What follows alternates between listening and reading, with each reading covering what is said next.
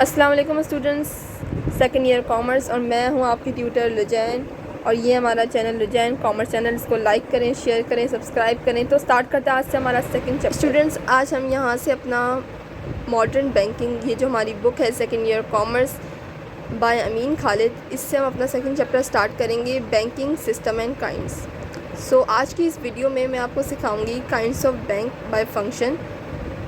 इनको मैं बहुत ही डिटेल से एक्सप्लेन करूँगी आपको, हर बैंक को स्पेसिफ़िकली समझाऊँगी, उनका फ़ंक्शन क्या है, वो क्या परफॉर्म करते हैं और उनका क्या रोल प्ले है हमारी कंट्री में। Okay, so start with the definition of bank. Bank is an institution that deal in money. In general it receive deposit and advance loan. Bank एक इंस्टीट्यूशन होता है, एक ऐसा इंस्टीट्यूशन जो मनी में डील करता है। इसका एक मेन काम होता है और वो मेन काम सिर्फ इतना है कि ये हमारा डिपॉज़िट जो होता है वो रिसीव करता है और हमें लोन जनरेट करता है। मतलब ये कि हमें बहुत सिंपली वर्ड्स में अगर मैं आपको एक्सप्लेन करूँ तो बैंक का मेन फंक्शन, उसका मेन काम ही यही है कि वो हमसे डिपॉज़िट लेता है और फिर वो लोन जनरेट करता है। जब बैंक अपने कस्टमर से उनके डिपॉज़िट्स को लेता है और उन्हें फ़िक्स करता है तो उसके बाद वो उनसे लोन जनरेट करता है। ये इसका मेन फंक्शन है। अब कौन कौन से बैंक क्या फ़ंक्शन परफॉर्म करते हैं अगर हम उसे डिटेल में पढ़ें। So by function bank can be classified into following categories. Kinds of bank पहले बाय फंक्शन है, जिसमें commercial bank, central bank, industrial bank, agriculture bank, saving bank, exchange bank and mortgage bank. तो इन सब bank को हम detail में पढ़ेंगे। सबसे पहला बैंक है commercial bank. Commercial bank receive deposit and advance loan. Commercial bank का जो मेन पर्पज़ है, जो मेन काम है, वो ये है कि वो रिसीव करता है डिपॉजिट और लोन जनरेट करता है, फ्राहम करता है अपनी कस्टमर्स को। To promote business and commerce, ये इसका जो मेन फंक्शन है कि वो डिपॉजिट रिसीव करता है और लोन जनरेट करता है। ये इस चीज़ के लिए ये हमारे जो बिज़नेस और कॉमर्स है इसको प्रमोट कर रहा है। Their important function include making payment against cheque. अब वो क्या इंपॉर्टेंट फंक्शन है जो कमर्शियल बैंक परफॉर्म करता है? वो इम्पॉर्टेंट फंक्शन है, नंबर 1, सबसे पहले तो ये पेमेंट इशू करता है अगेंस्ट चेक। अब ये आप लोगों से चेक लेता है और उससे अगेंस्ट पेमेंट इशू करता है, लोन्स जनरेट करता है, ओवरड्राफ्ट इशू करता है, लेटर ऑफ क्रेडिट इशू करता है और जो बिल ऑफ एक्सचेंज है उन्हें डिस्काउंट करता है, यानी कि discounting bill of exchange. Transferring of money by TT, bank draft and pay order, इनके थ्रू ये हमें हमारे मनी को ट्रांसफ़र करता है। Businessman and salaried person are provided by facilitating operating bank accounts. अच्छा, जो बिजनेसमैन होते हैं और सैलरीड पर्सन होते हैं वो कमर्शियल बैंक के थ्रू मनी को ज़्यादा प्रेफर करते हैं। They settle their account by issuing cheque, वो अपने अकाउंट को वहाँ सेटल करते हैं, चेक इशू करते हैं। The bank not only facilitate trade but also help agriculture. जो कमर्शियल बैंक होता है वो सिर्फ ट्रेड को ही फैसिलिटेट नहीं करता बल्कि जो एग्रीकल्चरिस्ट होते हैं उनको भी फैसिलिटेट करता है। दूस commercial bank who become the member of the central bank, जो कमर्शियल बैंक सेंट्रल बैंक का मेंबर बन जाए उसे हम शेड्यूल बैंक कहते हैं और जो ना बने उसे नॉन शेड्यूल बैंक कहते हैं। The following are the famous commercial bank in Pakistan. अच्छा, आपकी बुक में कुछ फेमस कमर्शियल बैंक जो कि पाकिस्तान में उनका नाम लिखा हुआ है। United bank, Habib bank, Muslim commercial bank, national bank of Pakistan, allied bank limited. In addition new commercial bank are coming up in the private sector. तो ये वो बैंक्स हैं जो उनके नाम लिखे हुए हैं, लेकिन सब इसमें जो मैंने आपको समझाया, आप ये सब अगर एग्जैक्टली अपनी एग्ज़ाम में लिखेंगे तो आपको ज़्यादा नंबर होंगे। इसमें से जो इम्पोर्टेंट लाइन्स है मैं आपको बता देती हूँ। कमर्शियल बैंक में जो इम्पोर्टेंट लाइन्स है वो यहाँ से यहाँ तक है। फर्स्टली पहले आप ये पैराग्राफ लिखिएगा एग्ज़ाम में, अगर आप एग्ज़ाम के लिए नोट्स प्रिपेयर करें तो उसमें सबसे इम्पोर्टेंट ये पैराग्राफ है एंड सेकंड ये लाइन और ये, फिर यहाँ से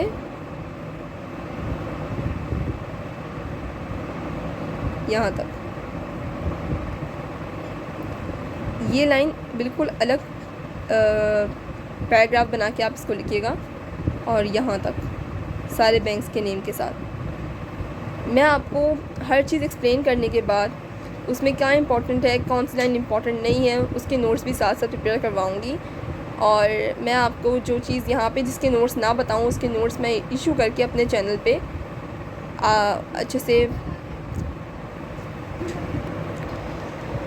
अच्छे से मैं आपको सारे नोट्स प्रिपेयर करके अपने चैनल पे डेली अपलोड भी कर दिया करूँगी। अब ये देखिए central bank it is the bank which is responsible for the financial and economic stability of the country. ये जो सेंट्रल बैंक होता है ना, इसको हम फादर ऑफ बैंक भी कहते हैं, फादर ऑफ ऑल बैंक। ये सारे बैंक्स का फादर होता है, क्योंकि ये वो मेन काम करता है जो कोई और बैंक नहीं कर सकता।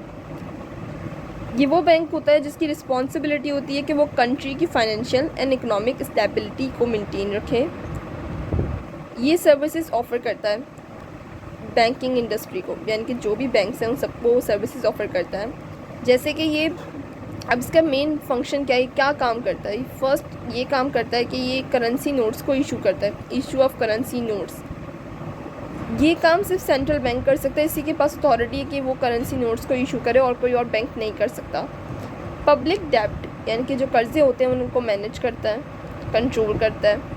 और कस्टडियन ऑफ फॉरेन एक्सचेंज, जो फॉरेन एक्सचेंज यानी कि हम जब अपना जो भी एग्रीकल्चर की चीज़ें होती हैं उनको जब हम एक्सपोर्ट करते हैं तो हमें ऑब्वियसली सी बात है दूसरे कंट्रीज़ से जो पैसे मिलते होंगे वो दूसरी करेंसी में मिलते होंगे।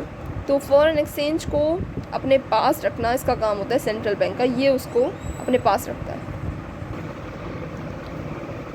एंड नेशनल रिज़र्व यानी कि हमारा जो कौमी ख़जाना है उसको भी अपने पास, उसकी ज़िम्मेदारी सेंट्रल बैंक की वो अपने पास रखे।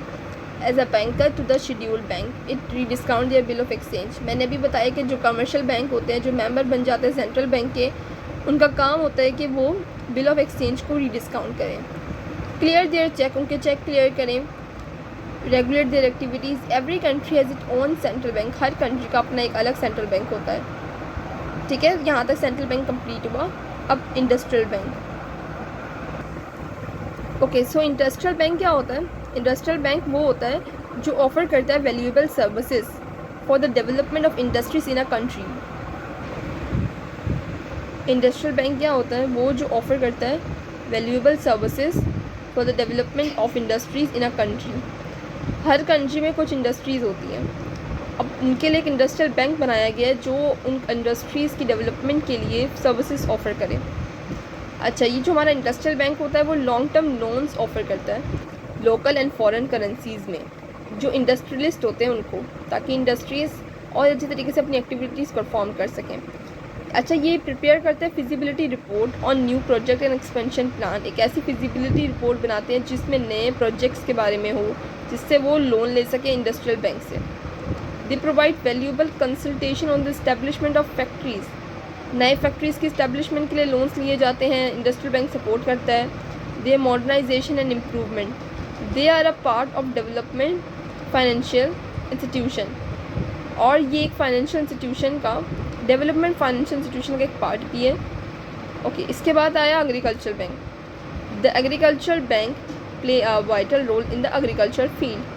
हमें पता है हमारा जो पाकिस्तान है ये मेन इसका काम है एग्रीकल्चर का, तो इसके लिए एक एग्रीकल्चर बैंक है जो एक वाइटल रोल प्ले करता है। वो उस वाइटल रोल ये कि जो फार्मर्स हैं, जो लैंडलॉर्ड है, उनको लोन्स प्रोवाइड करना ताकि वो हमारी खेती बाड़ी पे इन्वेस्टमेंट, खेती बाड़ी पे पैसे जो उन्हें दिए जाएं वो उसमें लगाकर हमारी जो एग्रीकल्चर इक्विपमेंट्स हैं उनको परचेज़ कर सकें, प्रॉपर्ली हर काम अंजाम दे सकें।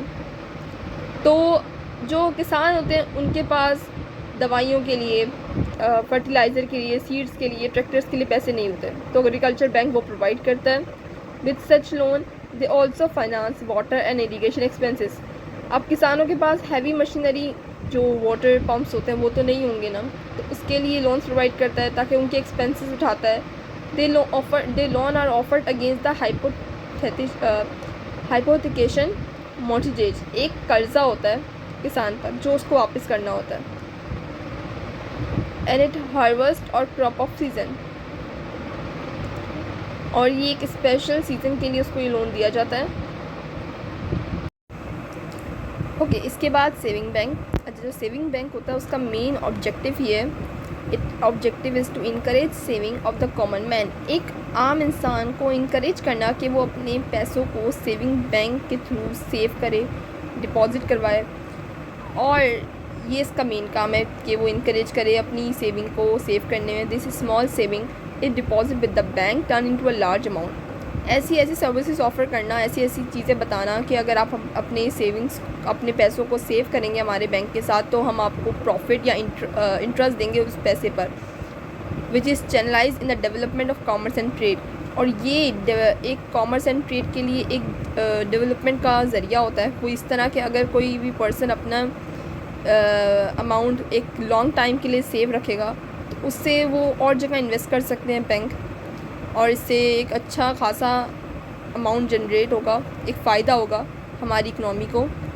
The more the saving are mobilise the greater the prospectus are for national investment. और एक नेशनल इन्वेस्टमेंट बन जाएगी। सेविंग बैंक ऑफर इंटरेस्ट और profit their account holder. Now saving banking is attach with the commercial bank. अब जो saving banking है ना, वो कमर्शियल बैंक भी ऑफ़र कर लेता है, ये काम कमर्शियल बैंक भी करता है।